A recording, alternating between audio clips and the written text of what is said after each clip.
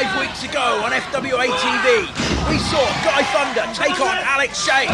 Thunder had been a thorn in Shane's side for many, many weeks. It took the interference of that man, Mr. Blonde, to turn the tide in Shane's favour.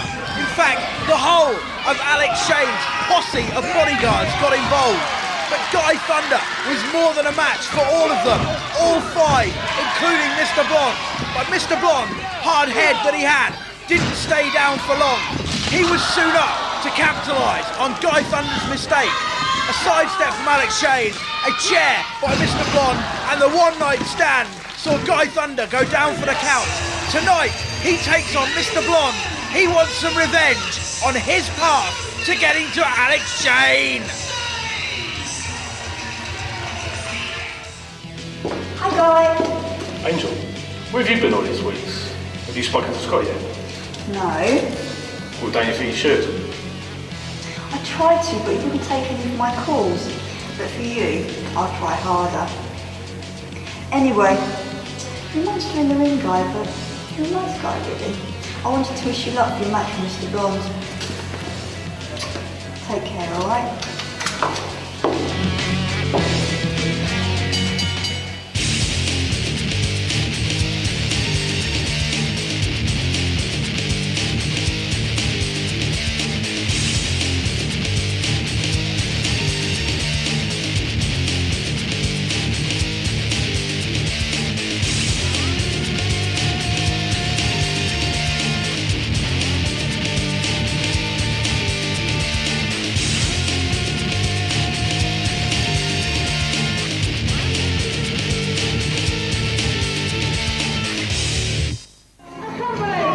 Welcome, Grapple fans, to another half an hour of FWA action. I don't know what we just saw before the titles. It appeared Angel, that temptress, that Jezebel, was trying to get Guy Thunder to do her bidding. I don't know what's going on there. She walked out on Scott Parker a few weeks ago when he faced these 2 men, Mark Sloan and James Tighe, in a handicap match in Portsmouth. Scott Parker lost that day, perhaps largely to the interference of Angel against her man. I still don't understand what happened, and it was these 2 men that came out on top. Tonight, though, James Tighe will be in singles action as he faces Justin Richards. Justin Richards, ladies and gentlemen, is a superior athlete. He's the greatest technical wrestler in the FWA. It's going to take everything that James Tighe has got, along with some judicious interference by Mark Sloan on the outside, to put Justin down. Just look at him. What a superb shape he's in. Every muscle, every sinew is there for a reason. It's there for a purpose. And that purpose is to win a wrestling match. Justin getting used to the ring. It's been a while since he's been in a ring. You might notice he's not really appeared on the FWA TV show thus far. He's been quiet on the FWA scene, but now he's back and he intends to make an impact.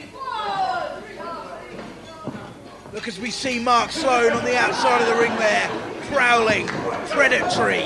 He's waiting for a chance to help his man. Does James Tighe need the help? I don't think so. He's been led down a dark one-way street by Mark Sloan. He really is an accomplished wrestler, but he's fallen in with the wrong crowd. That crowd have won again. Mark Sloan.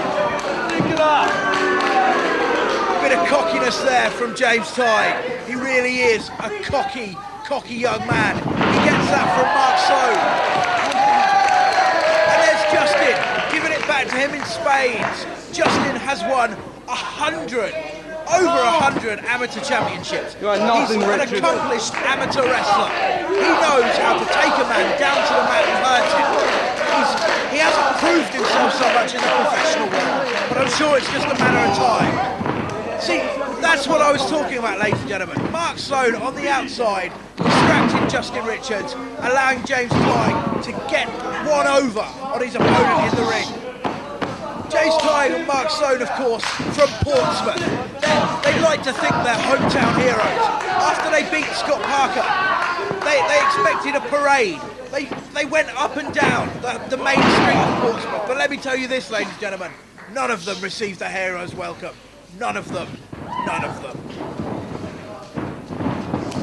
Into the ropes there. duck clothesline. A clothesline of his own from Justin Richards, taking James Tighe down. Full body press, only a 2 count. Referee Andrew Coyne getting down to count the count, but a kick out. And there's the leg lariat. A leg lariat from Justin Richards. Again, only a 2 count because this time Mark Sloan interferes. If Mark Sloan was a packet of crisps, ladies and gentlemen, he'd be cheese and onion. A leg drop from Justin Richards. He's not showing amateur skills here. He's showing a few professional skills. A way to hurt a man any way he knows. He will use amateur, professional, anything as long as it's in the rules. Justin Richards is a rule-abiding kind of man. Exactly the opposite kind of man you'll find James Tighe and Mark Sloan to be. Reversal of wrist locks into a hammerlock. Justin escapes into a top wrist lock of his own, forcing James Tighe down into a bridge. That's an incredible bridge there. James Tighe not wanting to let his shoulders touch the mat. And a reversal of his own. Another reversal. This is hold and counter hold. Reversal and counter reversal. This is a wrestling clinic. The crowd break into a chant of Justin. They're getting behind this newcomer straight away. Twisting backdrop sends Justin Richards down to the mat and shuts the crowd up straight away. That's what James Tighe wanted. That's what he played for. That's what he got. Cranking the headlock into a snapmare. Taking Justin Richards onto the mat. The knee in the back. Driving all the breath out of Justin Richards' lungs. Come on. No, it gives. Later in this episode, ladies and gentlemen, I have to remind you, we have some special words from Jody Fleisch. We haven't seen him for a couple of months since he dislocated his elbow in a 6-man tag team match. I must remind you, however, that he finished that match, even with a dislocated elbow, to pin that man there, James Tighe. We haven't seen Jody since. He's been rehabilitating that elbow. He'll be here tonight, and he has some exciting words for us. James cranking it in on Justin, but Justin drawing on the strength of the crowd to come back on James. A trip by Mark Sloan. That was blatant jiggery pokery by Mark Sloan. Tomfoolery, skullduggery, you name it, Mark Sloan's up to it. If Mark Sloan's interference causes Justin Richards to lose this match, there could be a hell of a hullabaloo from this crowd. There could be a fracas. There could be a brouhaha. These fans have taken Justin Richards to their heart. They don't want to see James Tighe triumph. Oh, roller! Only a 2 count. The crowd counting along. They wanted a 3 count. They want a Justin Richards win. They want a tick in Justin's win column. And they'll do anything they can to cheer their man on. The crowd getting on Mark Sloan's back and Justin getting involved as well. He needs to focus. He's showing some ring rust there. His performance may be crisp, but his psychology is a little off. Another huge leg lariat from Justin Richards. Boot to the face and a drop kick. That, ladies and gentlemen, is the best drop kick in the game. Justin Richards may be the best pure athlete in the game. Justin Richards is my new hero.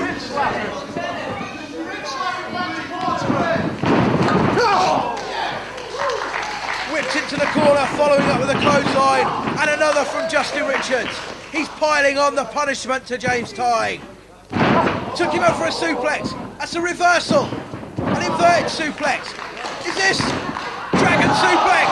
1, 2, 3. It's all over. Justin Richards has triumphed with a dragon suplex. James Tighe has been defeated, even with Mark Sloan's help in his corner. James Tighe could do nothing to beat Justin Richards here tonight. It's a win for Justin and his debut on FWA TV. And there's a forearm for Mark Sloan. The crowd love that. Here we see on the replay, textbook dragon suplex, sending Tighe over. There's a 3 count. Justin Richards has won. He goes back to the showers, feeling good. I feel good. Those men there feel bad. Mark Sloan and James Tighe have been thwarted.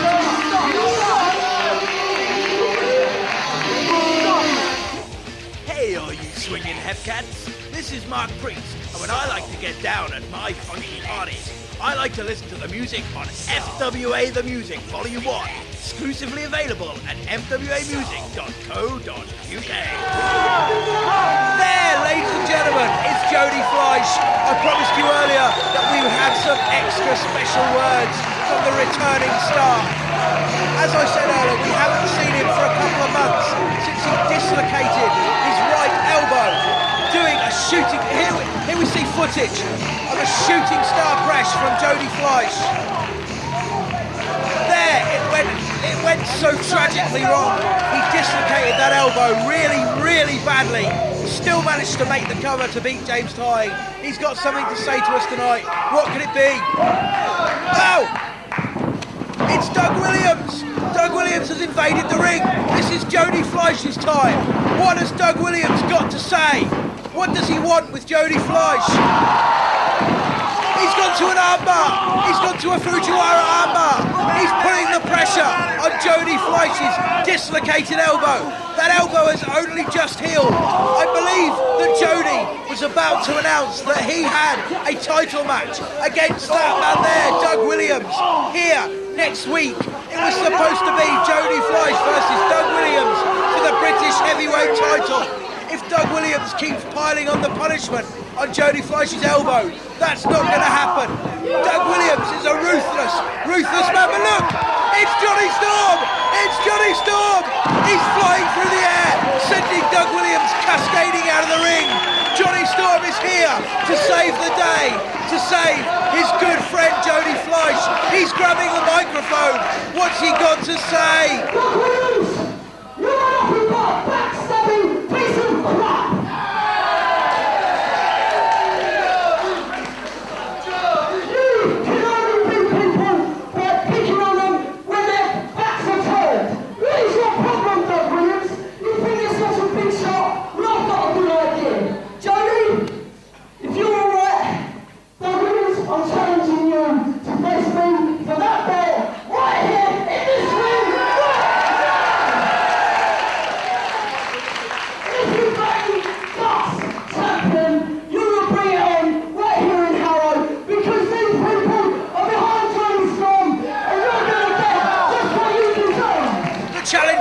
Ladies and gentlemen, will Doug Williams accept? You and me, boy.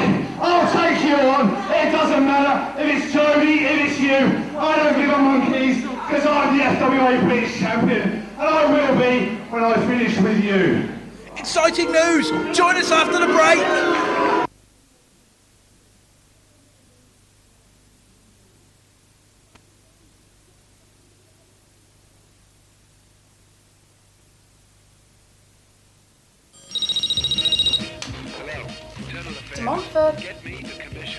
Hello? Hello? Damn you! Stop calling me! Just leave me alone!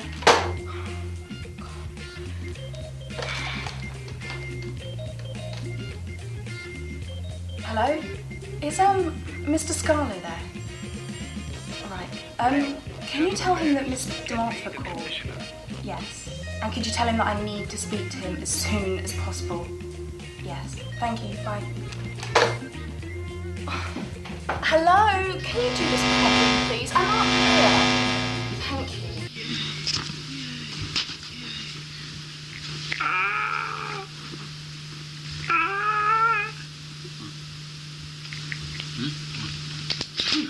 Hey, we're back. And just like the double Paxman experience we are, we have news. That's right here next week on this TV show. Well, not this TV show, not Bree TV. No, okay, on FWA TV. I mean, not this show, because it'd be like Toy versus Toy. Don't make me. Don't hit me, don't send me back to the dark place. Right here, next week on FWA TV, the Golden Boys of the FWA will take on the fabulous Flying Castanets for the tag team title. Yay! And all we had to do was agree that Curve would work for the next year with no pay. I track my yay. Here, next week, New Breed, tag team titles, FWA. How am I going to eat? Accompanied by Mr. Ball, Those monkey punks, they've stolen my valuable time again. I was going to pontificate, I was going to speculate on what was going on with Victoria de Montfort. Just who is giving her her mysterious, threatening phone calls. Just who is Mr. Scarlo? What's going on? Why does no one tell me what's going on around here? However, what I do know is that man there is Mr. Blonde. He's Alex Shane's hand-picked head of security. In a previous life, he was Phil Flash Barker, a real tough son of a gun. But now he works for Shane. His job tonight, to destroy Guy Thunder.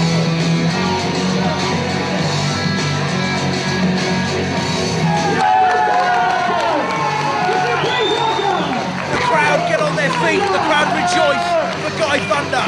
Look at him, he's walking the gauntlet of fear, the gauntlet of hate that is Alex Shane's security team. You have Mr. Blonde, the head, who Guy Thunder will be facing in the ring. But let's not forget, it's never one-on-one when you're dealing with Alex Shane or any of his minions. Not only has he got to face Mr. Blonde, he's also got to face Mr. Yellow, Mr. Brown, Mr. White, all manner of colours, a pure rainbow of bodyguards. And there, Mr. Blonde taking it to Guy Thunder from the off, showing that he means business. But Guy Thunder comes back like a hero for our time, hitting Mr. Blonde with high-impact move after high-impact move. What Guy Thunder wants is a shot at Alex Shane, a fair shot, a fair shake. Oh my word! Oh! A twisting plancher over the top, taking down Alex Shane's entire security team. They fell over like bowling pins. Guy Thunder, a human bowling ball into those human 10 pins. As I was saying, Guy Thunder, all he wants is a clean shot at Alex Shane. He's willing to do anything he can to get to it. Alex Shane is his number one target. If he has to go through Mr. Blonde, Flash Barker to do it, he will do. He's afraid of no man. And believe me, if there's any man you should be afraid of, it's Mr. Blonde. But look at Guy Thunder. He shows no fear. He's going up for another splash. The last one was devastating. But this one is devastating to Guy Thunder. Mr. Blonde won't get caught by the same move twice. He lifts up his knees, driving them into the stomach, into the midsection of Guy Thunder. And now he goes to work on the eyes. The referee, poor positioning there from head referee Steve Linsky. Mr. Blonde is raking at the eye. That's illegal in any kind of fighting, let alone wrestling. But Steve Linsky, has he been paid off? And still further, Mr. Blonde unleashing that right hand. At the moment, they're open-handed punches. You see where that glove is? That right hand can do so much damage. If he decides to unleash the power of his full punch, there's nothing even Guy Thunder can do to withstand it. It's looking bad for Guy Thunder already.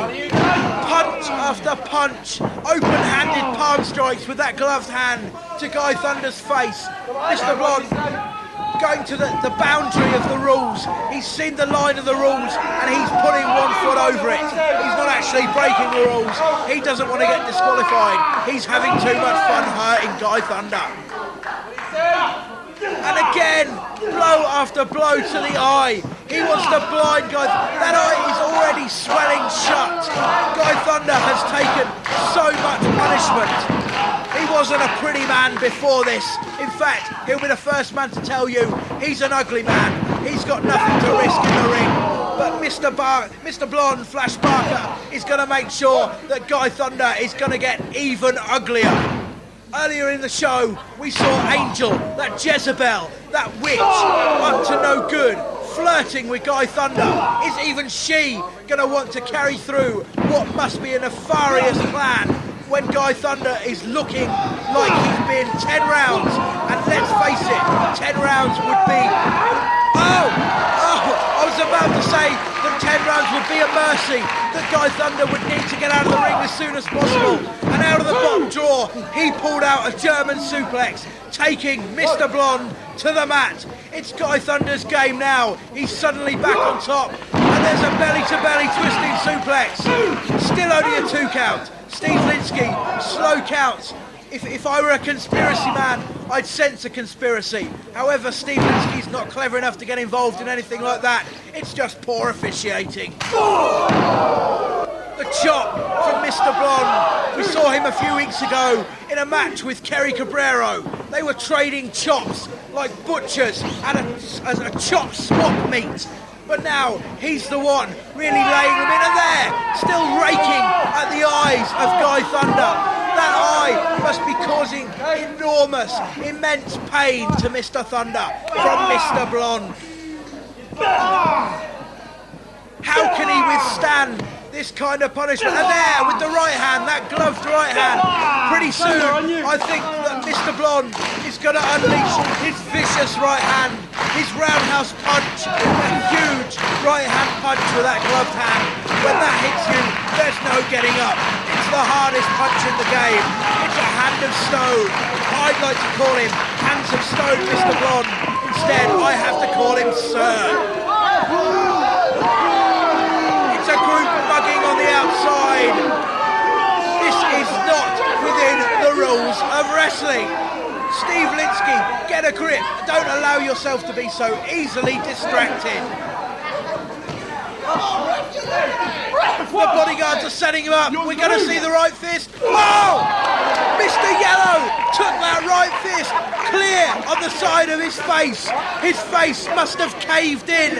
It's a good thing we can't see that face. He's out for the count. That right hand connected with the skull of Mr. Yellow. If that had happened to Guy Thunder, the match would have been all over. As it is, the security team is one down, and Mr. Blonde looks on disappointed. Spear! A spear from Guy Thunder! Only a 2 though. He can't take Mr. Blonde down. Years ago, in the grappling game, ladies and gentlemen, there was a man who went by the name Clive Myers. His nickname was Iron Fist. I do believe that after what we've seen on Mr. Yellow just now, Mr. Blonde, Phil Barker, is the true spiritual inheritor of the name Iron Fist. Taking to the outside, Fan Cam picks up Mr. Blonde, stomping Guy Thunder. He's got him pinned against the barriers. There's no give there. Further chops, further punches, and a head to the barrier. This kind of punishment can't go on much longer. The referee, he lined him up for another right fist. I'm surprised the ring is still standing. Iron Fist hit iron post. It's got to have hurt that arm. That forearm must, and the forearm must be killing Mr. Blonde. And Guy Thunder putting further punishment on it. Guy Thunder is a ring general. He's a master. He's seen the weakness and he's going after it. The whip of the arm. The arm is looking in terrible shape. Guy Thunder putting further punishment. A flip senton down onto the arm. How can Mr. Blonde withstand much more of this? He's in enormous pain, that right arm. And there's a twisting armbar. And Mr. Blonde has submitted. I don't believe what I've seen. Mr. Blonde, seemingly impervious to pain, Iron Fist that he is, has submitted to that armbar of Guy Thunder's. Guy Thunder has triumphed. Will this mean he'll get the shot he wants at Alex Shane? The shot he wants so badly. And here we see again, cranking on that arm. Mr. Blonde has to submit. Better to fight another day than risk further, perhaps disabling damage. Guy Thunder there, drinking in the accolades of the crowd. He's enjoying. I've just heard that next week on this very show we will have Johnny Storm versus Doug Williams for the British Heavyweight title. As Guy Thunder celebrates with his fans, this has been Mark Priest. Have a good week. Till next week.